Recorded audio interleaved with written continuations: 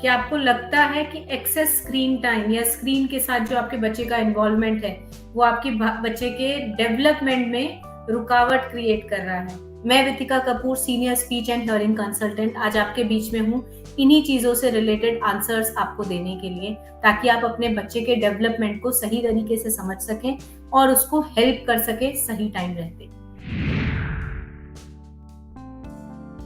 आज मैं आपको एक नई टर्म से इंट्रोड्यूस कराने वाली हूँ, जिसको अभी अभी कॉइन किया गया है, ये अभी अभी टर्म हमारे सामने आई है। ये है वर्चुअल ऑटिज्म। वर्चुअल ऑटिज्म अगर मैं आपको समझाऊं, ये एक ऐसी टर्म है जो कि उन बच्चों के लिए यूज की जा रही है जो लगभग 2 से 5 साल की एज में है, और ये बच्चों में ऑटिज्म जैसे सिम्टम्स नजर आ रहे हैं, बट आइडियली ये ऑटिज्म नहीं है। ये बेसिकली सोशल कनेक्ट और जो बच्चों का सोशल एक्सपीरियंस है वो कम हो जाने की वजह से, कोविड पीरियड में सोशल एक्सपीरियंस कम हो जाने की वजह से इस तरीके के सिम्टम्स बच्चों में दिखे हैं।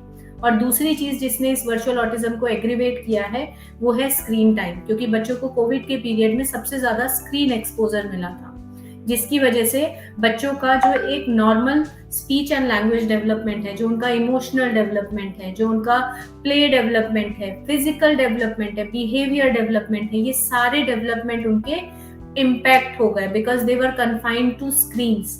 और स्क्रीन्स जो होती हैं उनको, ये वन वे कम्युनिकेशन होता है, ये कभी भी दूसरे के हिसाब से अपने आप को चेंज नहीं करता। स्क्रीन में जो आप देख रहे हैं वही चलता है ना, तो जिसकी वजह से बच्चा सारे डेवलपमेंट में पीछे हो जाता है।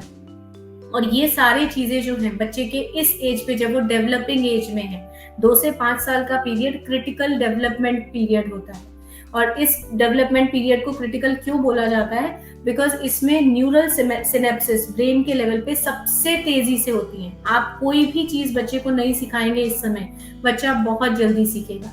बट प्रॉब्लम क्या हुई कि जो बच्चे कोविड के टाइम पे इस एज के आसपास थे, उन बच्चों को नया कुछ नहीं मिला। They were just confined to screens, and वो स्क्रीन्स ने कभी भी उनको उनके लायक इनपुट नहीं दिया जो कि उनसे कम्युनिकेशन के लेवल पे हो।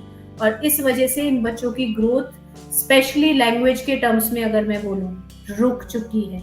मैं आज की डेट में, कोविड जबकि काफी हद तक जा चुका है, बट आज की डेट में अगर मैं एक senior speech and hearing consultant हूँ, और मेरी क्लिनिक पर मैं 2 से 5 साल के ऐसे बहुत सारे बच्चों को देख रही हूँ जिनके पेरेंट्स का कंप्लेन है कि बच्चा आवाज देते रहते हैं, सुनने ध्यान नहीं देता है, नाम पर, नेम कॉल पर कोई रिस्पॉन्स नहीं आ रहा है। इसके अलावा अगर मैं बात करूं, बच्चों का जो सोशल इंटरेक्शन है, यानी कि अपने साथ के बच्चों के साथ खेलना, वो सब बिल्कुल खत्म हो गया है, बिकॉज उन्होंने प्ले डेवलपमेंट उनका प्रॉपर हुआ ही नहीं। तीसरा, बच्चे बोल रहे हैं लेकिन वो मीनिंगफुल नहीं बोल रहे हैं। मोस्ट ऑफ द टाइम जो उन्होंने कार्टून देखा है उसी को रिपीट कर रहे हैं। ऐसा क्यों हो रहा है? क्योंकि वो जब डेवलपमेंट के टाइम पे, उस समय वो अपने स्क्रीन से जुड़े हुए थे, स्क्रीन में जो उनको सुनाई दे रहा था वो उन्होंने सीख लिया। बट वो जो सुन रहे थे, जो इंटरेक्शन वो कॉमिक्स में या फिर जो कार्टून्स देख रहे थे उसमें जो वो सुन रहे थे, वो उनके नॉर्मल एनवायरनमेंट का कम्युनिकेशन नहीं है, वो फंक्शनल कम्युनिकेशन नहीं है जो कि हम एक पेरेंट और बच्चे के बीच में होता है। इसकी वजह से बच्चों में वो मेजर गैप की तरह दिख रहा है कि बच्चों में एक्सप्रेसिव लैंग्वेज, यानी कि बोलने की जो उनकी भाषा है, वो बहुत ज्यादा डिले हो गई है। इसके अलावा बच्चों में बहुत ज्यादा एंग्जाइटी और बिहेवियर इश्यूज आ गए हैं।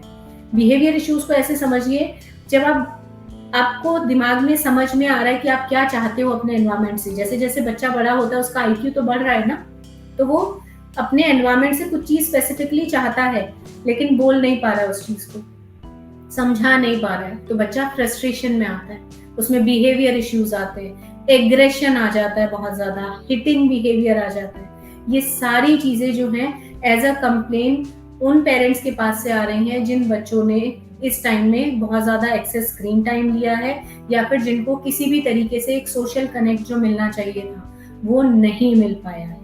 ये सारी चीजें वर्चुअल ऑटिज्म में भी बहुत कॉमनली देखी जा रही है। सो ये समझना बहुत जरूरी होगा एक पेरेंट के लिए कि ये जो मेरा बच्चा दिखा रहा है बिहेवियर्स या फीचर्स जो दिखा रहा है, वो ऑटिज्म के फीचर्स हैं या फिर it is just virtual autism.